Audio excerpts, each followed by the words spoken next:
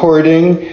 Okay, good. Yeah, I'm terrible with these computers and things too, Dennis. I know. Sometimes I have problems too, but I'm gonna get an idea. Yeah? And that's what I put into focus now, that we can get this thing going, you know? Yeah. I really, Dennis, I have to be honest, I know that I've traded messages, back and forth with you digitally, but still, I have a goosebumps because, talking to you, one of the great, legendary DJs, really singjays, from Jamaica, is just such a tremendous honor for me, Dennis. I've been listening to your music and singing it. I think that they say in Jamaica, since short pants days. So I just want to tell you it's such an honor to talk to you, and I want to give thanks for you to just give this time to talk about your career. No problem. At least we get over the circle, so we can talk. Yeah, exactly. Yeah, we had a bit of technical hitch, but we didn't give up, and now we're gonna overcome it and make the most of the opportunity. And Dennis, I know you know this, but I just want to be sure that everyone who will later watch potentially this interview on YouTube, or who might later read this interview, the transcript of it, also knows, just from the start, that in the 1970s, which many people, myself included, believe was the golden age, of reggae, that you recorded well over 100, it may be closer to 200 singles and hits, and many of these were hit songs that went to the top of the charts. And then too, Dennis, I know you know this, but I just want to make sure everyone knows this just from the start, that in addition to all these successful albums that you have recorded, and these hits, like I say, that I personally have been singing forever, since my youth, you've also produced works, I believe, by giant legends like Dennis Brown, and Delroy Wilson, and Augustus Pablo. Yes. And then finally, Dennis, although you've received so many accolades over the years, just 4 years ago, you were presented with the Prime Minister's Medal of Appreciation by Andrew Holness himself at Jamaica House. How did it feel, Dennis, to receive that award that was given, quote, for your contribution to the growth and development of various facets of Jamaican life, as the Jamaican Observer noted at the time? It was a real honor, real honor. I was really, it overwhelmed me so much that I wanted to cry, but I didn't. Oh, man. Yeah, after doing your work and getting acclaim like that, it's the icing on the cake, I would say. Yeah, I can imagine. It must have been. And Dennis, as a way to get into the interview proper, let me begin by asking, is it accurate to say that your professional career in music, that it began when you were about 20 or 21 years old, and you were the DJ for, as I just mentioned a moment ago, the El Paso Hi-Fi sound system, which I know was in the Walton Park Road area of 3 miles, and this was in 67 or 68. Do I have this information accurate? Accurate, yes. In the Kingston 13 area. Yeah. We were the ruler in that area. And Dennis, what I understand, it's a small point I just want to ask you, since I mentioned El Paso, but when I was doing all this research to prepare for today, and listening to some of your great songs and hits, many of which I want to try to ask you about, I noticed that sometimes you would see El Paso spelled with two S's. Even on the record labels, it would be Passo. And I was curious, do you know why normally it'd be spelled just with one S? Pirates. Pirates of the Caribbean. It is one O. Well, yeah, okay. One S and one O. Okay, I just wanted to make sure it's a small point. Now, I want to come back for sure in a moment to the El Paso sound system days, and I understand that this was a sound system, the El Paso, that it was named after a country western song by Marty Robbins. And I have to admit, I'm not a big country western fan, but I had to listen. I Googled up the song, and it's a pretty wicked song. It's a beautiful song. It's a beautiful song. Yeah. Now, the west exit town of El Paso, I fell in love with a Mexican girl. Yeah. I love it so much. It's a deep, it's a very, it's a very good song, I have to say, after listening to it. It's a sad story as well, that song is telling a story. Yeah. Mexican girl. Yeah. Yeah. It's very melancholy. Yeah. I have to ask, Dennis, because when I read also, again, you see all these things when you do research on legends such as yourself that are out there, and I just need to, like to try to find out the accuracy of some of these things. Can you tell me, Dennis, I understand that you formed the El Paso sound system with at least one or two of your friends. I believe one of them was named Winston Cameron. Yes, that's correct. And is there another person also that you formed this sound system with? No, it was really me and Winston. Okay, because I even see, I'll just tell you, for example, I read on JamaicansMusic.com that El Paso was started by yourself and DJ Lizzy, but I think DJ Lizzy was DJing, he was somewhere else. Yeah, that's misinformation. Yeah. I actually started out with Winston Cameron, and also the other guy that helped us with the sound system was Samuel the First. Okay. Who was the second DJ at the sound. Yeah, that's another name I definitely saw, Samuel the First. Samuel the First. He made some of the speakers for the sound system. Yeah, yeah. All around. It's all around. And one of the songs I'm gonna have to I want to get into, but not just yet, but because I need to detour briefly. But I'm gonna get into Mosquito One. I was listening to that just before we got on. But I want to hold off for just a second, Dennis, if you don't mind. And I want to detour for just a second, and I want to go rewind the track just a little bit because I don't think it's been done too much with you. Rewind the track of your life, so to speak, and ask you, I know you were born in Clarendon and that you moved to Kingston very early on, I believe maybe as early as 1 year old. Is this accurate? Quite right. Okay. And were you primarily raised by both your mom and dad in Kingston? My sister. Your sister? My big sister, yes. Okay. So I went to Kingston to stay with. I see. And so your mom was still in Clarendon? In Clarendon, yes, she was still in Clarendon. My sister just had a baby. And I think maybe she wanted me to come here and stay with the baby in the days. Oh, wow. Yeah, so that was one of the reasons for me moving to Kingston. To help her with her baby. And I was a babysitter. Babysitter. Hey, there's nothing wrong with that. That's a good thing. I didn't sit on the baby though. And what did if it's okay for me to ask, I'm just so curious. What did your parents do, and what did your sister do for a living to support themselves and you? My father was a farmer.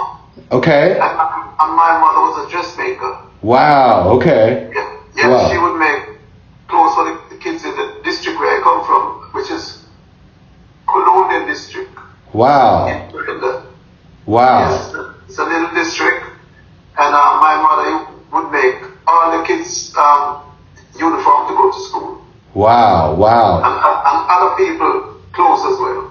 Wow. And then Dennis, I also wanted to ask, were either of your parents or anyone else in your family, were any of them, singers, or did they have anyone else who you were related to that maybe you inherited this musical gift, this gene, this beautiful thing that you have?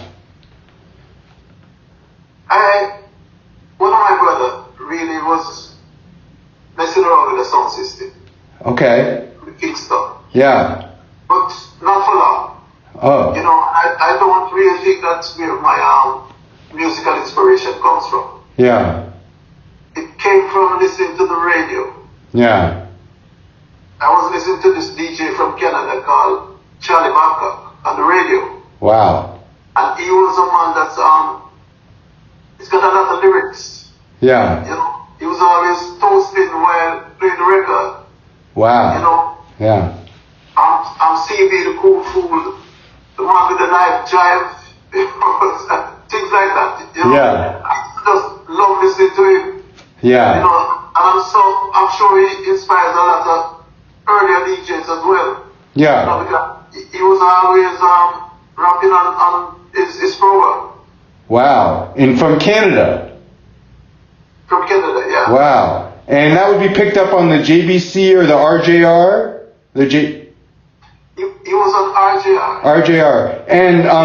And let me ask you, Dennis, also, did your parents, once you set up this sound system and it was clear you were heading in this musical path, and you suddenly told them, because I believe that I read originally that you had trained as a welder and were a welder, but when it was clear that you weren't gonna be a welder for long and you were gonna go into music, how did your parents and family react to that decision?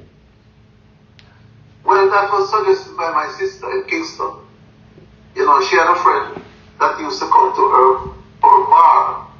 She had one of those bars that said liquor thing, and she had a friend that he was a welder. Yeah. And she asked him to take me to the garage and teach me welding. Yeah. So I went and started out there, and my first week he asked me if I wanted to pay. So I said, yes, of course I want to be paid. Right. So he gave me 5 shillings. Yeah. 5 shillings for a week, because at that time it was pound, shillings and pence in Jamaica. Yeah. And I wanted to buy a shoes, but 5 shillings cannot buy a shoes. Right? So I had to settle for a thing they call crepe. For what thing now? Crepe. Crepe. It's like a sneakers. Wow. Okay. There used to be a store in Kingston called Bata stores. Yeah. Used to sell cheap crepe. So the crepe was for 7 shillings, and I got paid 5 shillings. 2 shillings short. Yeah, so I had to borrow 2 shillings from my sister to make up that 5 shillings and go and buy my crepe for 7 shillings. Wow. Yeah, and I was the bossiest man in town. But then your sister, then did she support when you started to go into music? Did she support that? What really happened is she had migrated to England. Oh, okay. At that time. Okay. So when she left for England, I moved from where I was and went to live on Brotherton Avenue. Oh, okay. This is off the Walter Park Road. Okay, by yourself? No, my brother was there as well. Okay. And this other guy named Eddie Burns. Okay. Yeah, my brother Basil and Eddie Burns. Three of us. Yeah. My brother rented a room from Winston Mother. Okay. That me and him started on the sound system. Yeah. Yes. So we went to live in Izzyard. And that's how we met up. Okay. So, by by chance.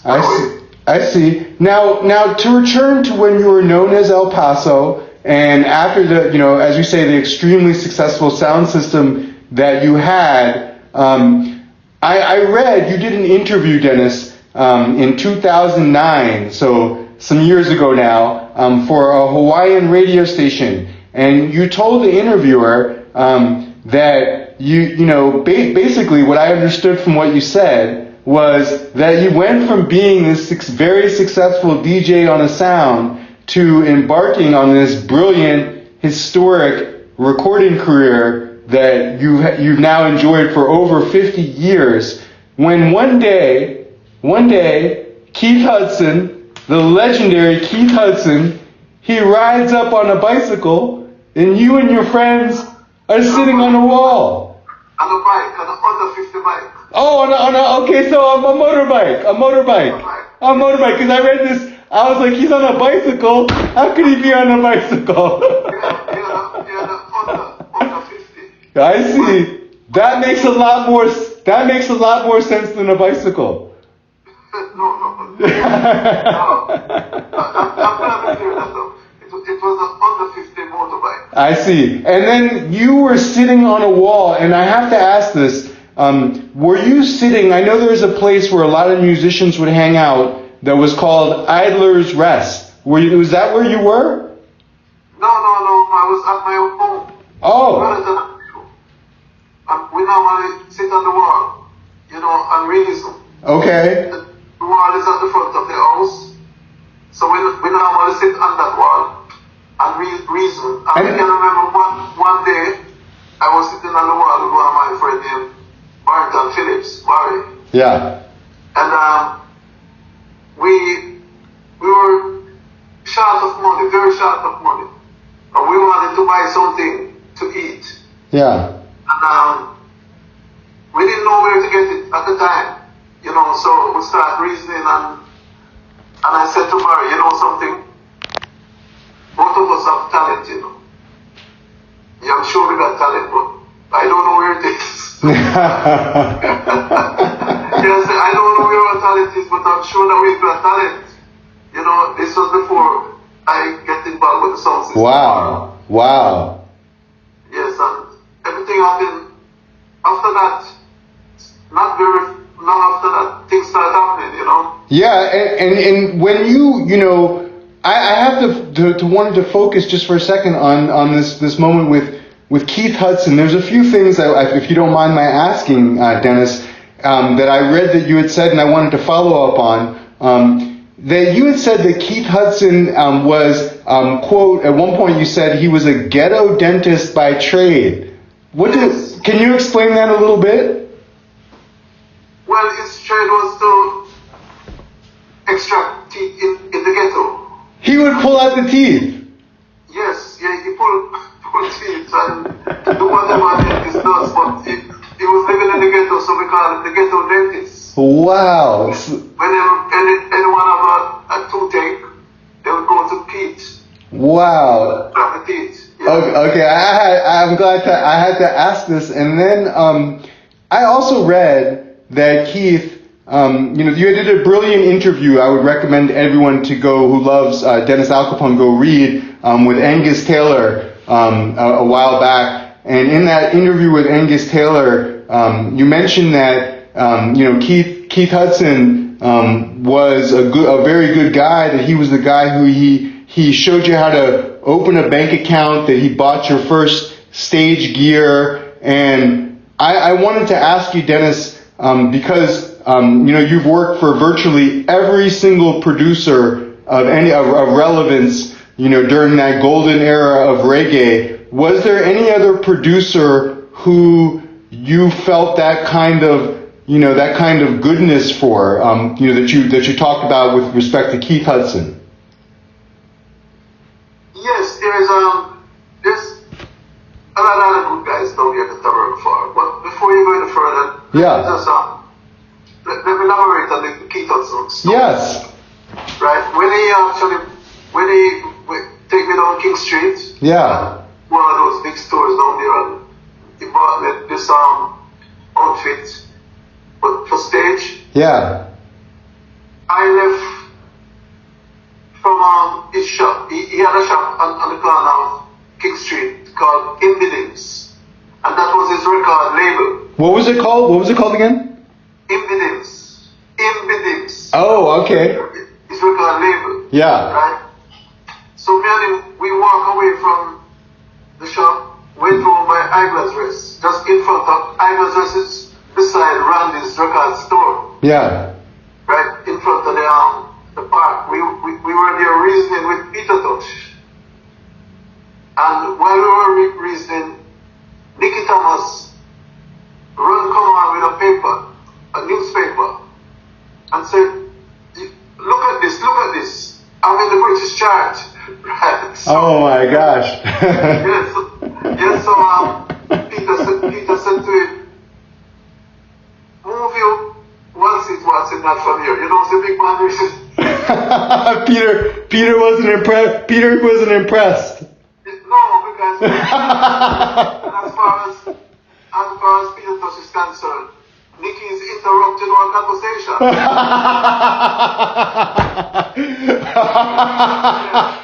I come in and saying that he's in the British chart. Oh my gosh, that's so funny, Dennis. Oh my gosh. Yeah, when Peter actually run him away, he ran off. When he ran off, he said, it's because we are still get to the British chart yet.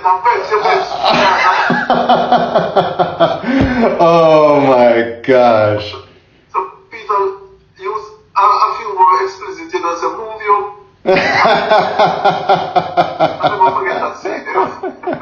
That is hilarious. Oh my gosh. About 2 days after that, Nicky Thomas was off to England. Wow. Because at the time he had a hit in England called Love of the Common People for Joe Gibbs. Okay. Yeah. Yes. Yeah. Straight into the British chart. Yeah. Well, I'm so glad you told that story. Now, I know you recorded, Dennis, maybe about 10 different songs for Keith Hudson before you would move on to Studio One. And one of your tunes, I think it was the first one, Macca version. I believe it was Macca version. Quite right. Macca version. Now, I swear again, this is something, and maybe it's the Pirates, Dennis, but I wanted to ask again because you see this a lot. Macca, I've seen it spelled at least 3 different ways. I've seen it be Macca, M-A-C-K-A, and M-A-K-A, Macca. That's how it should be. Yes, version, yeah. Okay, because you see a lot of different things out there for the spelling. That's a small thing. Now, I was listening to that recently too, and there's some great horns. There's some really great horn playing in Macca version, and I wondered, do you recall, I couldn't pull up the names, sometimes it's hard to find the players and the musicians, who are on who's on the Macca version. I'm not 100% sure, but I can guess that Bob Bennett was one of the musicians. Wow. Because he used Bob a lot. Yeah. I wasn't here when the session was actually, when they did the session. I came afterward. After the rhythm was mixed and everything like that. And because when I joined Keith Hudson, yeah, I made those rhythms, and he wanted El Paso and that particular rhythm. Yeah. But that rhythm didn't fit El Paso. El Paso was made on the Treasure Isle, You Don't Care rhythm. I see. But they liked the lyrics so much because every kid was singing one time El Paso, one time, right? Yeah, so I actually say one time Kitty, one time. Yeah. One time Kitty, 1 time, 2 times Kitty. And then,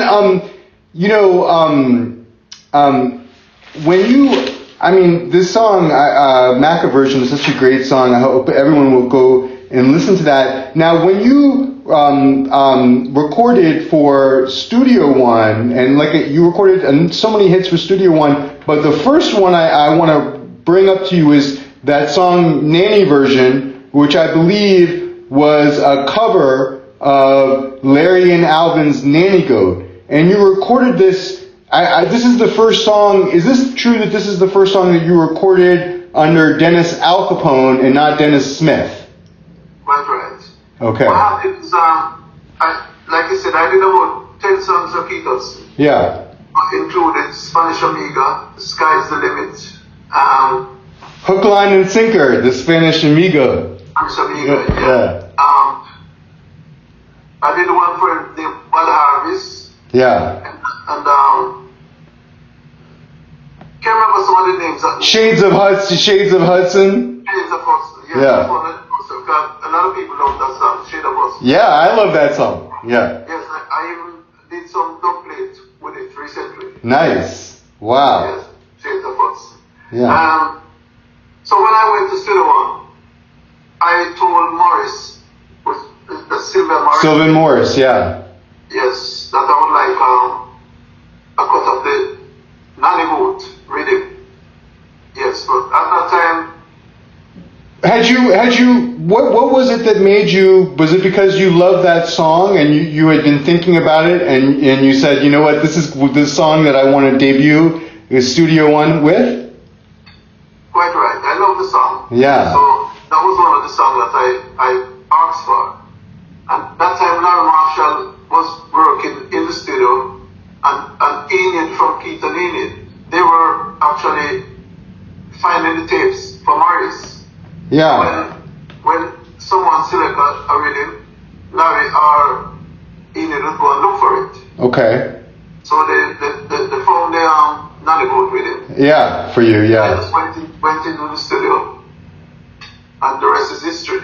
It sure is. Now, you know, to go back for 1 second again to Macca version though. I want to go back yet again because I can imagine, and you'll see why I want to go back, because I can easily imagine, Dennis, a DJ singing on a sound system, you know, some of the lyrics to Macca version, like you know, you're in tune to the sound of this generation, or as you mentioned, you know, one time kitty, one time, two times kitty, two times, and then make a move, brother, make a move. But now the nanny version, to me, that I wonder what you think about this. To me, Nanny version, Dennis, that seems like a significant different song. The lyrics in that song to me seem different because the lyrics to Nanny version, they really are. If you look at it and you read it, they're very sophisticated. It's almost like a poem. It is a poem that you're reading, and it's a very melancholy, kind of sad poem. And if you don't mind, I just want to recite the key lyrics, which is, when you ain't got no money, brother, you can do this a lot better than me, but when you ain't got no money, brother, you ain't got no friend. When the money's done, that's when your friendship ends, and you'll have to start all over again. So Dennis, this is so wonderful. It's so amazing. It's so genius. This poem that you wrote. Like I say, I found you know, you still throw in a few things in Nanny version, the catchphrases and toasting phrases like with a double attack, you know, or tell you about it. But like I say, the heart of the tune, which is quite sad and it is quite wicked in its truth about how friendships end when you ain't got no money, is really such a deep poem. How did you come up with the lyrics to the song, and do you remember what brought the inspiration to the eye to be able to come up with that? Well, it's an everyday living, you know. It's a real thing, real talk, you know, because some people are like that. They're around, hang around you when you got money. As soon as the money finish, they're gone. Dennis, a lot of the world is like that. I think a lot of the world is like that. I'll give you a little story about that. Yeah. When I did that tour, and first came to England on tour, I met this guy, and he said to me, you know that tune that you did, Nanny version? Yeah.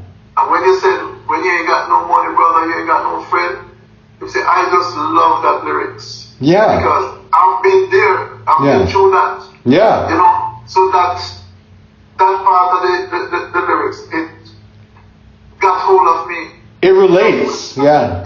Yes, it relates a lot, so I just love that song. Just for that part of the song. Me too. Me too. Millions of people can relate to that. Yes. Yes. Now, one thing I also want to clarify, Dennis, is one of your famous catchphrases, which is, and I listened to it a million times. It's just sometimes you can't know until you ask the man who's responsible. But when you say Awaso, El Paso, can you? So, are you saying? First of all, am I saying it right? Are you saying Awaso, El Paso? Is that right? It rhymes. And is that patois? Does it have a meaning? Yes, it's patois. It's patois. And are you saying, is it basically saying, what's up, El Paso? Like Awaso, like what's up? No, well, it kind of illustrating the greatness of the song. Sometimes I say, Awaso El Paso, make your bad so. Okay. Now I got it. Yeah. Now, Dennis, I also really wanted to ask this, but studying these lyrics of your songs, especially the big hits, which you have so many, it made me want to ask about a little bit about your songwriting process because, for example, I may have sent you my interview from this summer of Johnny Osborne, and Johnny Osborne told me that when he writes songs, he doesn't write songs. He says basically all his lyrics are spontaneous. The rhythm is what tells him what to say. And what'd you say? That's right. And is that how you? That's right, especially the bass line. Wow. And I talk to you. And so, are you saying also that are you like Johnny then, in that your lyrics, they come up as you're listening to the rhythm, or do you write them down ahead of time? Well, they call it enter, right? You just work off the top of your head. Wow. When you listen to the rhythm, Yeah. the rhythm is telling you what to say. Wow. So Johnny Osborne is so right. Wow. Sometimes you ride off the bass. But let me ask you, because your lyrics, like I say, for all your hit songs, yes, so many hit songs, which are all the lyrics are so cool and they're so crisp, they're so conscious every time. And if you're doing it spontaneous, is there a time because you have to keep doing the songs, you have to record them in order to get them the same way, to be the same lyrics every time, is there a point where you write down the lyrics to make sure, that it stays consistent between performances? No, what really happened? Yeah. When you play the sound system, it's like a rehearsal. Yeah. And it's like a testing place for the songs that you're doing. Right. When you're in the dance and DJing. Yeah. Most of the time when I was DJing in the dance, a lot of people, youth would gather around. Yeah. To watch what I'm doing. Yeah. And so enthusiastic about the DJ genre. So anyway, so when I'm DJing, sometimes I hear inside of my head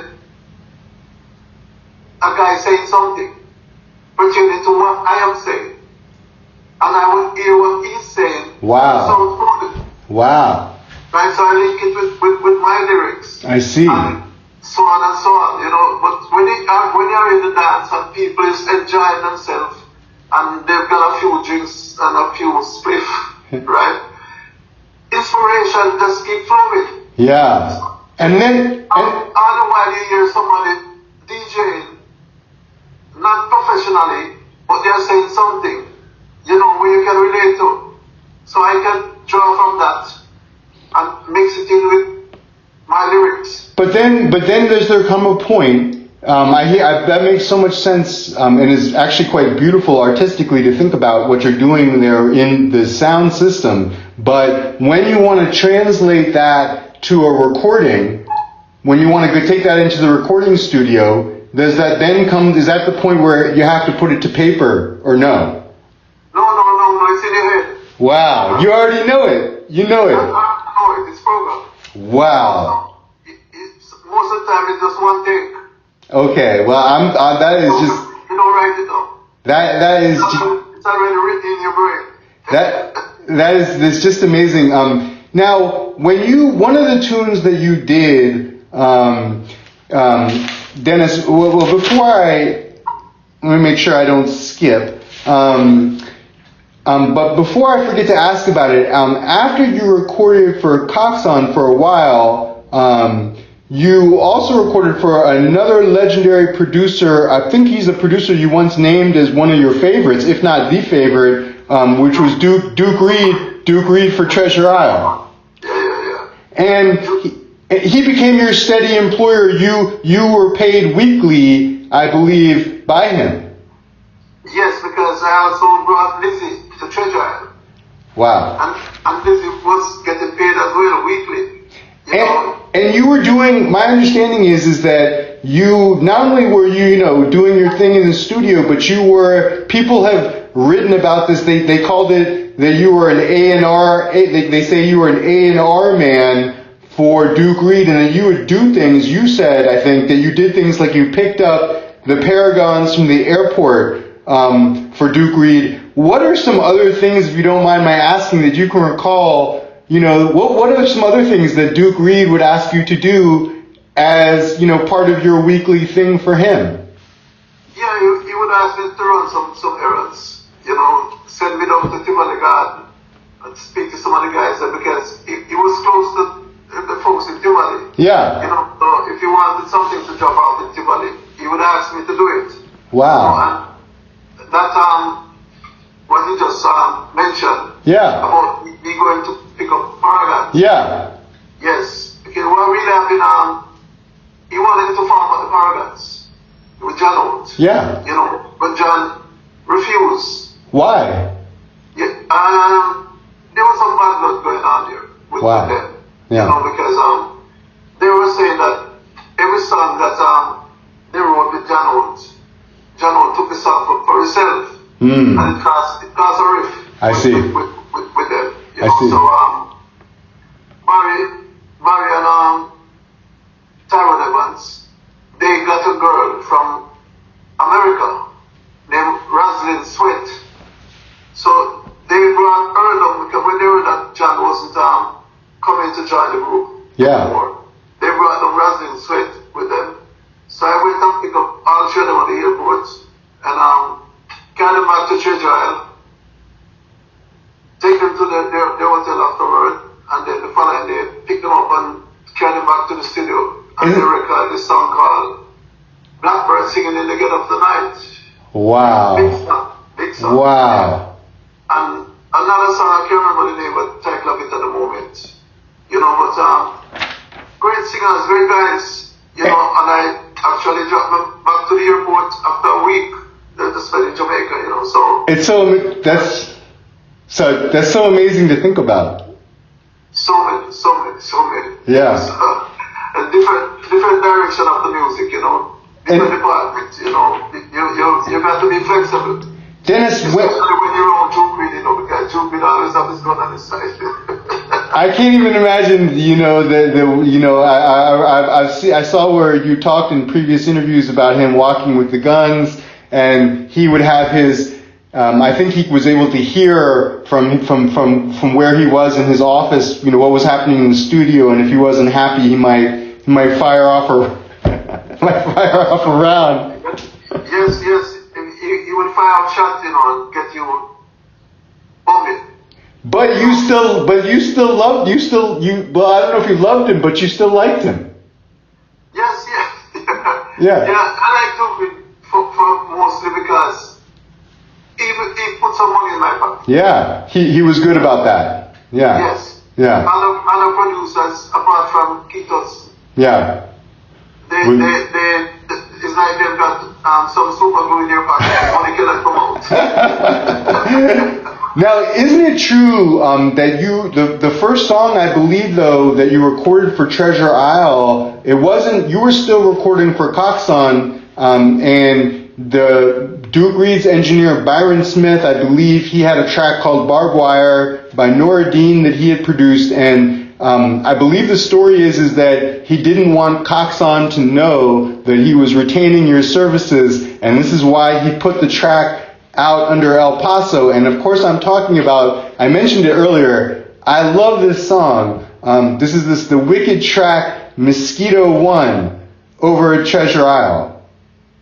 Yes, Mr. Smith, who was the engineer at the time, Yeah. Brandon Smith, called me, and I went down and he told me that he's got this track that he wanted me to version. Yeah.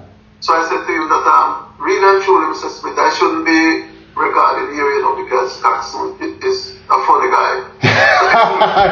A funny guy meaning he might be upset if he knows. Yeah. Yeah. Because they had a little bit of run-in with Alton. Yeah. Because Alton didn't leave Treasure Island and went and worked out most of the songs for Studio One, yeah. Yes, so there was they had a riff. Yeah. Not before that with the sound system. True, yeah. Yes, so they're always at it. Yeah. So I was a little bit reluctant, but I still voiced that tune for Byron Smith. Right. So what he didn't put Dennis Alcapone on the label, he put El Paso. El Paso, and you even shout out the El Paso in the song. You shout out El Paso. Yes, El Paso. Yeah. So and they used to call me El Paso, that was one of my pet names. After the sound that you had created. Yeah, because of the sound system. Yeah, and now Dennis, I have to ask, we have to talk about these lyrics to Mosquito One. I have to talk about it because I love them so much, because the song begins is so original. Mosquito One, Mosquito Two, Mosquito jump in a hot callaloo. And I laugh every time I think about this, and every time I hear it. And I have to ask, because if you're not Jamaican sometimes, lyrics in some of these great old Jamaican tunes, they can go right over your head. And so, because sometimes they're based on, folklore or on Jamaican sayings or on patois. And so I have to ask you, what is happening in this beautiful, creative, quirky, hilarious song with the mosquito? Why is the mosquito jumping in the callaloo? Well, like I said, it's a folk song, We had a great lady in Jamaica called Louise Bennett. Miss Lou. Yeah, Miss Lou. Yeah, wow. So all those folk songs come from Miss Lou. That comes from Miss Lou. Oh my gosh. You know who was telling me about Miss Lou recently is Nadine Sutherland. I interviewed Nadine Sutherland, and she, when she was a child, was on the program that Miss Lou did. I don't forget what it was called, but there was a program that she did on television, Miss Lou. There was one called Miss Lou and Master. Yeah. And Miss Lou, but this was audio on the radio. Wow. There was a special night when that one would come on, and everybody would gather around the radio to listen to Miss Lou and Master. And then the Mosquito One lyrics, the mosquito jumping in the callaloo, that comes from a Miss Lou song? Miss Lou was the folk lady at that time in Jamaica, anytime you want to listen to patois, things like that, she would joke around with it, Now, listening to her. Now, one thing I'm quite sure that Miss Lou did not come up with is what follows in the song of Mosquito One. And I just have to make sure I'm hearing it correctly, because it's so wicked, I think. Because later in the song, am I not correct, it says, Mother locked the door and Father got the key, but baby, that won't stop you from loving me. Miss Lou could not have said that. No. Father got the key, but that won't stop you from loving me. Oh my gosh, it's so... When you're really trying to cheat on your girlfriend, you come up with those kind of lyrics. Oh my gosh, that is so wicked. Now, I want to quickly try to ask Dennis, because you recorded some great songs for Bunny Lee, and I was deprived of a chance. I actually was recalling this last night because I was sending ICOM my interviews of Earl Chinna Smith that I did when I was in Jamaica last, which was in 2020 before the pandemic struck. And as I was interviewing Chinna, he said, you really have to go interview my father, Bunny Lee. And I was shocked because I didn't know Bunny Lee was still alive even. And I said, Bunny Lee is alive? And he said, yeah, he's still in London. He's my father. You have to go and interview him. And then later that year, same year, Bunny Lee passed. Yeah, so I have to ask because Bunny Lee, I wanted to ask you, because you did so many great songs with him, what is a fond memory or two of Bunny Lee that leaps to mind, and also what made him such a successful producer?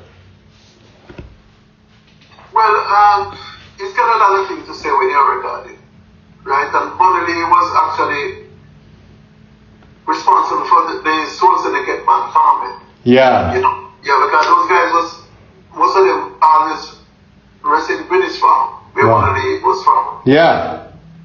And Earl Chinna Smith, Santa Davis, Tony Chin. Yeah. Yes, and Fullwood. Yeah. Full. Yeah. Yes, and all those guys, you know, he took them to the studio. Yeah. And turned them into great musicians. Yeah. You know, because they wanted a break, and Bunny Lee gave them that break. Yeah. You know, so as they play along to different rhythms, you know, they get better and better, and then that Soul Syndicate band becomes a real good band. Yeah, one of the best, I think. Yeah. Yeah. Yes, and other producers was using them. Yeah. You know, so they got Bunny Lee to thank for that. Yeah. And what, when you think of him, you know, yourself, because you recorded so much of him with him, what is like a fond memory, or what is it that you think about, like a time you can think about recording with him, or just maybe not, maybe he wasn't in the recording studio, but what's a good time that you remember of being with him? Not getting paid. Not getting paid. That wasn't what I was expecting you to say, Dennis. Yeah, not getting paid. The only thing he would do is send out Blackbeard or somebody up to Kentucky, up to Crossroads. Yeah. And buy a bucket or 2 buckets of Kentucky chicken. and give to the artists and the musicians. Oh my gosh. So where money is concerned, Bunny Lee's got super glue in his pocket. yeah, but you might get some fried chicken, but you might not get any money. Yeah, you get no money. Right. So now you have such great songs in your catalog, Dennis, that evidence a Rasta influence. And to name just a few, there's Rasta Dub, Jah Guide Us, and Jah Rastafari, which is alternatively named Wonder Man. And then also you have a very wicked song that's called Rocking Ethiopia, which I think you did for Sir JJ.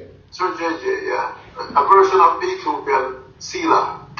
Wow, yeah. And can I ask, Dennis, when did you personally become influenced by Rastafari, and were there any musicians or other people who were around you or in your life who were kind of influencing you when you were writing those songs and singing those songs that show that Rastafarian influence?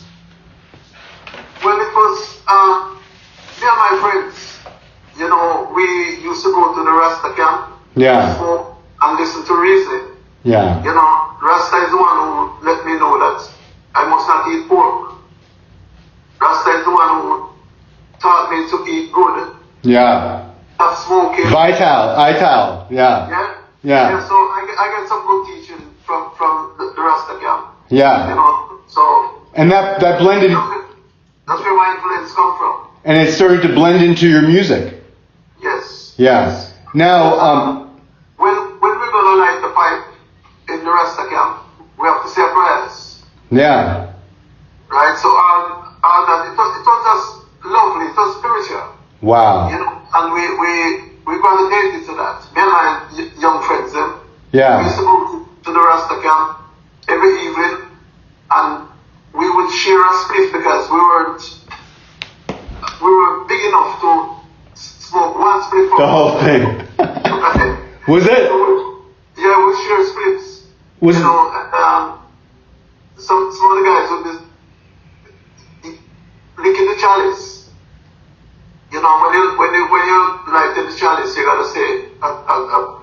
Yeah. Wow. So all of that come from out the camp. Yeah. And those people used to preach nothing but love. Yeah. You know, pure love coming from the Rasta group. Yeah. So respect. That's how we gravitate to that side of the world. You know, so that a lot of that come up in some of my songs. Yeah, for sure, and those songs are so conscious. And in Rocking Ethiopia, you sing, you know, it's a land of love where I can get a lot more blessing. I say, yeah. And I love the line. It's such a cool tune. Since I know you've toured all over the world, Dennis, I can't resist asking, did you ever get a chance to sing Rocking Ethiopia in Ethiopia? No, I haven't been to Ethiopia, unfortunately. Can I tell you, I told Ross Michael yesterday, I had a conversation with Ross Michael, and I told him I would be talking to you today, and I told him I would ask you this question, this very one I just asked you. And I said I was going to ask Dennis, I said, Ross Michael, I'm going to ask Dennis whether he's ever done this Rocking Ethiopia, which I love, in Ethiopia. And Ross Michael said, even if Dennis, and he said I had my permission to tell you this, that even if Dennis says that he never did it in Ethiopia, tell him that Dennis, he's part of Ethiopia anyway. He's already... Ross Michael is a good man, right? Ross Michael is my virgin. Now I have to pick him up when you talk to him again. I will. You know, because I've got a virgin in Jamaica, in Fletcher's land. Yeah. He speaks to Ross Michael quite regular. Yeah. And Ross Michael is sending greetings to me, and I'm doing the same thing to my virgin. His name is John Bird. Respect. This is John Bird in Fletcher's land. Yeah. Well, I'll make sure he knows that he hears, but he wanted you to know it doesn't matter because whether you've never been there, you're already there. He said you're already there. Spiritually. Exactly. I've never really been to Africa, you know. Wow. It's a place that I always wanted to go, but I wasn't invited there. Wow. Yeah. There's some part of the world that is what do you call is virgin ground to me. Could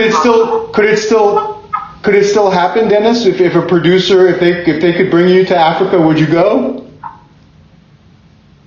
I was invited to Sierra Leone one time, but there was some kind of war kind of thing going on. Yeah. You know, I said no, I'm not ready for that. Yeah, that's a heavy. Yeah. Yeah, and Africa is a place that you got to get a whole body injection when you go in. You have to inoculate yourself. Yeah, there's a lot.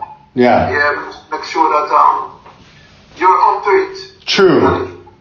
You know. Dennis, I watched an interview that you did with Muscle for Two Line Music Hut, in which you talked about your relationship a little bit with the legendary singer Dennis Brown. And you mentioned, for example, how when you were both working at Studio One that you would often take Dennis to lunch and you would buy him a Pepsi and I think I have to ask you this, I think it's called a spirit bun? No, what really happened is Dennis Brown came to Studio One and see me there. Yeah. You know, Dennis Brown was a little boy, and Dennis Brown, he had done a song with Derek Harriott called Lips of Wine. Right, that was his first song. And when he came to Studio One, he didn't have any money because, you know, as artists, producer don't give you any money. Yeah. So I had a few shillings at the time. So I would treat him to lunch every day. And our lunch consists of choppers bun, purity bun. Purity bun. Yeah, purity is the bakery. The bakery. I see. Yeah. Right, so our lunch was choppers, purity bun, choppers cheese, and a bottle of Pepsi Cola. When you say you're saying chapas? Chopper 3 pence. Ah. We call it choppers. Yeah, like I said, it was functioning at the time. Wow. Me and Lee Brown used to be there, and Alton, and later on, Sleepy came along, or Sandy. Wow. You know, so we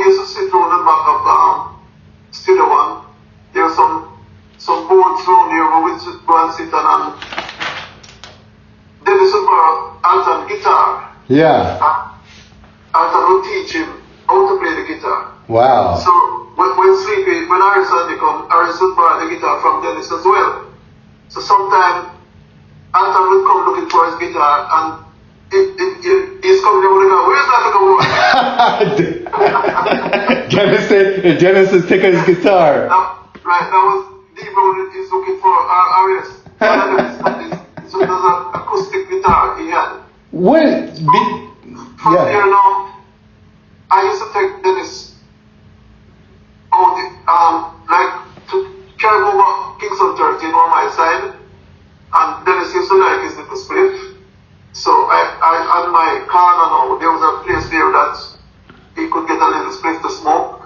So we'd sit down and reason and smoke, and then we go girl hunting. Alright. Right now, we had Eptons, now we team up, and we gone to the drive-in cinema. Wow. You know, so and hang out. We were enjoying ourselves at that time, you know. What you later? I read this, so I wanted to just ask about it. It's accurate that you later produced some Dennis Brown songs? Yes, I produced a song called Once Upon a Time. Once Upon a Time. Okay. So, yes. I have to go later today. We'll go listen to that. Yes, I produced that song, and I also did the version, the A side and the B side. Wow. And then the song was on the B side. You know, that song was called Get in the Groove. Wow. And what record label did that come out on? So again. What record label did that come out on? Oh, my label that I had at the time called Uprising. Uprising. Okay. Cool. Yes. Cool. And you know what? You know, I also just to ask. You know, you produced also tunes for Augustus Pablo as well. Yes, that song was produced at Randy's. What song did you produce for Augustus Pablo?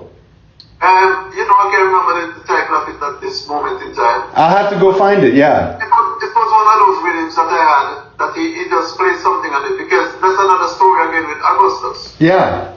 He came to Studio One when I was there. Yeah. Right, and he was this little shy kid, right? I'm looking at him now, walking into Studio One with it. He came in as an organist. And skinny too. Shy and skinny. Shy and skinny. He's a keyboard player. Yeah. Right? I don't know what went down with him after that. But he didn't stay for too long. And then he left and he went to Randy's. Yeah. And that's where he did the song called Java. Yeah, I love that Java. Yeah, by blowing the melody. Yeah. Right? And he didn't look back from that, because all of a sudden it's not a keyboard player anymore, because Java make it Java made it very big. Yeah, so was giant. That's what his straight now was melodica. Blowing that thing, yeah. Yeah. Now, Dennis, I have to ask about this wicked and rare video footage of you on YouTube. It's footage I sent you a copy of, and you said, yeah, this is young Dennis Alcapone. And it's footage of you at the Edinburgh Festival in 1973. I think this was your first trip to the UK. Is that right? Correct. And somebody uploaded this footage of you that I sent you last week. Somebody uploaded it to YouTube 10 years ago, and since that time, people have watched it. That footage I sent you has been watched for 179,000 times. People have watched that clip of you. Everyone who listens to this interview, I hope, will immediately go and watch that footage. And you first sing Cassius Clay, and your command on the stage, your performance is so hot. I don't think that Edinburgh, they show the picture of the audience. I'm not sure that they understood. I'm not sure they knew what hit them. You knocked them out. Well, 1973, when I first came to England. Yeah. I did a tour, and they wanted me on that festival. Yeah. It was me and Nicky Thomas years. And this guy called Winston Groovy. Yeah. And a few others were on the bill. Yeah. Right? But what really happened is, it's in Scotland. And the BBC Two had a program named The Old Gravis Test. And they was the one who filmed it. I see. And it was not available to the public for a long, long time. Oh, I see. Someone sent the raw copy, come give me. I see. Yes, and I had it. And then I started distributing to my fellow musicians that was on that show. Right? Yeah. But that particular video has been uploaded so many times. It's unbelievable. And do you remember? I mean, the like I said, you sing Cassius Clay, but then the next song in the footage that people can watch is "Wake Up Jamaica," a great song, and it's just so nice to watch. And I know it's a bit silly, Dennis, but when you're watching that in the last minute of the footage, and you're doing your thing on the stage, and it's a beauty to see. But suddenly the camera it shoots, and you can see your shoes, and I was amazed, Dennis, because there's like 5-inch heels. You have these giant heels. What is going on? That was the thing at the time. It was a platform shoes. Wow. And then were you good? I was amazed because I was like, how is he able to move so good? He was so practiced with those shoes. Oh my gosh. Yeah, there's some, like I said, a lot of people upload it on my Facebook page. So Yeah. many times, it's unbelievable. You know, I'm saying to myself, these people don't see that it's been uploaded so many times on the same page, you know, but people just love that 1973 performance. Yeah. Now, after you first toured in London in '73, my understanding is you came back to Jamaica before returning again to the UK with what was called the Jamaica Showcase in '74, and it's thereafter that you moved to the UK permanently. And I have to ask about that Jamaica Showcase because I believe among other stars it included yourself, Toots and the Maytals, Cynthia Richards, Al Brown, a young Sly Dunbar, and also a young Dennis Brown. Right. And this is such an amazing array of talent. It's mind-blowing when you think about and you read that Sly Dunbar and all these people on there. But I did want to ask Dennis, because Sly Dunbar was there with Skin, Flesh, and Bones, and I was surprised because I have interviewed Carl Malcolm before, and I was wondering, I was like, wow, well, I wonder why Carl Malcolm wasn't on the tour. But then I noticed that, maybe it was because No Gesturing was one of the big Carl Malcolm's hits. It came out in '73, but then his other songs, the big hits, Miss Wire Waist and Fatty Boom Boom, they came out later. I was just curious because he was, I think, the main singer for the Skin, Flesh, and Bones at that Tit for Tat club, and... No, the main singer was Al Brown. Al Brown. Yeah, that's the main singer. He had a big hit with the Al Brown song called Here I Am, Baby. I see. So... He and Cynthia Richards, they were the resident singers. I see. Tit for Tat, a club on Redlands Road called Tit for Tat. And Carl Malcolm just wasn't that big at that time yet. I only heard about Carl Malcolm when I came to England. Wow. Okay. Yeah. I didn't know him in Jamaica. Yeah. Okay. That makes sense that he wasn't on that showcase. I mean, it was. No, because like I said, Carl Malcolm made his name while I was in England. I see. Yeah. So that time, 1974, Carl Malcolm wasn't around the music scene. I see. Now, go ahead. Everyone would recognize anyway. Yeah, I see. Now, did all those stars that came from Jamaica on that showcase, yourself included, did you guys all travel together on the same plane, and were you in the same hotel? And if you were, what stands out as a memory about traveling and staying in the same hotel with these stars? Well, we weren't actually in an hotel. The promoter had booked a house. Oh, okay. House. Oh, you were in a house together? Yeah, all of us was in this big house. Big flats. What was that like to be in a big house with Sly and Dennis Brown and Toots? No, to be honest with you, we didn't think as nothing at the time because we already know each other. Yeah. If you understand, I didn't know Sly much, but I saw him playing at Tit for Tat Club. Yeah. And he was playing with Ranchi, Tarzan, and Light Parks was the bass player. Yeah. Yeah, Light Parks was the bass player at the time. And there was about 2 other musicians who I can't remember at this time. But they was called Skin Fresh and Go. Yeah. Right, so we all traveled up for that showcase, and that was the time when this promoter called Admiral Ken in London. Yeah. He was a big promoter at the time, and he took me and Dennis Brown from the showcase and put us with Desmond Dekker. Yeah. To do a show in Empire Ballroom. Yeah. And that's when Bob Marley came the night to see the show. So it was Bob Marley and Family Man and Carly. Wow. Came to the show, and there was a popular English boxer at the time named something another Sterling. Yeah. They came to the show together, and Bob was backstage with us.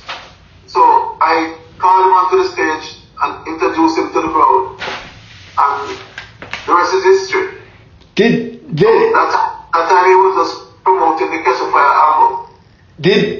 Now, it's so amazing to me. Did you know Bob Marley before that night? Were you already acquainted with him from being in Jamaica?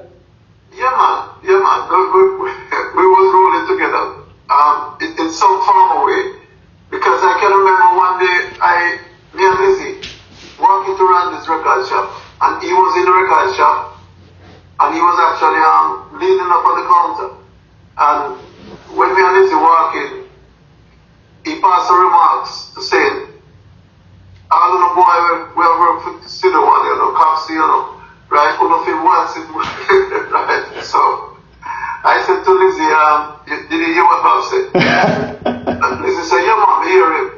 So we walk past Bob now and go towards the LP record rack, which was a further about a step up when you go into the store. Yeah. And me and Lizzie was reasoning, like I said, well, you're Baba go on with it. So anyway, we step up down and walking outside, and Bob remarks was, Alcapone, I know you, me are talking, but couldn't apply enough for work for Coxsone, Coxsone thief. So I said to him, Bob, listen, I'm a DJ, right? So I have to find where the good readings are to work on. Right. So you write that treasure island, right? And next to treasure island, still the one have the good rhythms. Yeah. Yeah, the spirit, you know what I mean? So that's my job. I have to find good readings to work on. And what did Bob say? He was alright after that. He was cool. When I explained to him, but he had some grievances for Coxsone. Yeah. And I understand totally what he said. Yeah. Oh my gosh, that thank you so much for. He was just up the road, He would sit back every day. Sometimes he would come down and I was rest very rarely, but he would come down here because his record shop was on Charles Street. Yeah. And Bodily shop was on Orange Street. Charles Street is just a couple steps up the road. And he would sit back regular, and the guy that was working in Bob record shop was my friend, a guy we called Johnny Cool. Wow. Yeah, Johnny Cool. Johnny Cool. He was the one that was selling in Bob shop. Wow. And so, Bob, it sounds like, he always had a good relationship with the musicians, that people he respected, that he always had a good relationship with them, from what I can tell. It was never a rivalry or anything like that. No, there's no rivalry. It's just music. Yeah. It's cool stuff, Yeah. Because when I get good production, because, Bob do a lot of production when he left Studio One. Yeah. I started the Tough Gun label with Alan Skillcode. Yeah. Bonnie and Peter. And then they have the relationship with Scratch, Lee Perry. Yeah, for sure. Start recording for Lee Perry. And yes, it's a long and lovely history, musical history. It is, and Dennis, I wanna, it's such beautiful history, and we've been talking now for about almost unbelievably, because the time goes fast, over an hour now, actually closer to 70 minutes. And I want to thank you for being so generous with your time and also with these memories, these really precious memories that you have. And at a time like this, I always, when I'm speaking to a giant legend like yourself, a legend in the music, I always start to feel a little bit inept, because I start to think about all the things I wish I could have asked you about, and the things that I still want to ask you about, and all your many songs, because you have so many that I love. And I'm hoping, Dennis, this is just a pitch and a plea to you, that we can stay in touch. And I'm hoping that maybe sometime, maybe even next year sometime, we could maybe talk again, and I can ask you some more questions about more of your hit songs. Would you be up for that, maybe? Yeah, so maybe we can do part 2. Yeah, I would love it. Even Angus, I will point out my esteemed colleague Angus Taylor, who I have a lot of respect for, when he interviewed you, he had 2 parts too, because even he couldn't do it in one part. No. You need a whole week. Exactly. You need like a whole class at a museum, a reggae university. Now, Dennis, until we can hopefully connect again, for the sake of the history of reggae history, I only have 2 more questions, to ask today. And the first one is, are you recording new music still? And what musical projects, tours, other musical endeavors are in store for Dennis Alcapone that all the music lovers should watch out for, both from the end of this year going into next year? Well, I'm working on an album for myself at the moment. Nice. With some original tracks from way back when. Wow, cool. I want to keep the thing real, if you understand. Yeah. And but from time to time, I've been recording for other people. Yeah. In Europe. Yeah. In America, and some other places, where there is still records to be released. Awesome. Yeah, unreleased records, So I never stopped working really, and I've got records on tape now that still haven't reached the road as yet. Awesome. There's Awesome. another project I'm working on that should be coming out next year sometime. Well, I know all the people are going to be thrilled. I know I am thrilled to hear that Dennis Alcapone has just said that he's going to release, I believe now, a full-length album coming sometime in the future. Yes, I actually did compile one from Treasure to Studio One. Nice. A compilation that I personally compiled myself. Beautiful. And I'm the road as it. Beautiful. I want to say, Dennis, I hope that, God and Jah guide and protect you always. You're one of the treasured heroes of this music. And so many people have gotten, including myself, so much joy out of listening to your songs for so long. So we just treasure you, and we want to keep you safe and keep you around a long, long time. My final question, Dennis, before we hang up, and we'll be in touch because I will want to talk to you before I publish the transcript of this interview, because you said some things, some names and some places and of people and places and things that I'll want to make sure for historical purposes are accurate. So I'll be sure to get in touch with you about that later.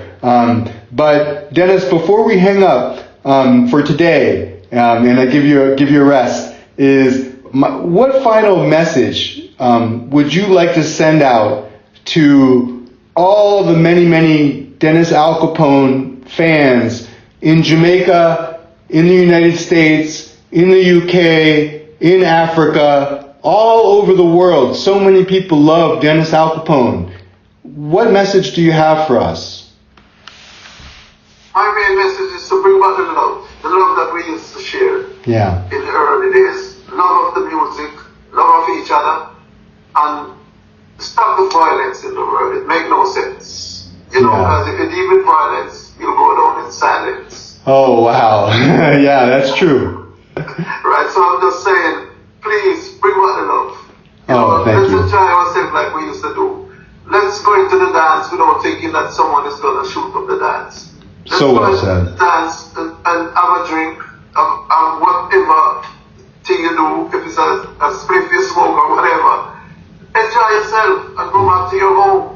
You know, because peaceful. we don't want to lose. Yeah, we lose so much people unnecessarily. So please, let's bring back the love. The love that used to be. And the lyrics of the music nowadays, you have to take your time with it. Because when the lyrics is good and clean, people live in more love. But if you're going to bring lyrics that talking about guns and all kind of foolishness, then you're inciting violence. Yeah. So please, bring back the love. Some user-friendly lyrics. They need to be a defender, not offenders. Be a defender, right? Yes.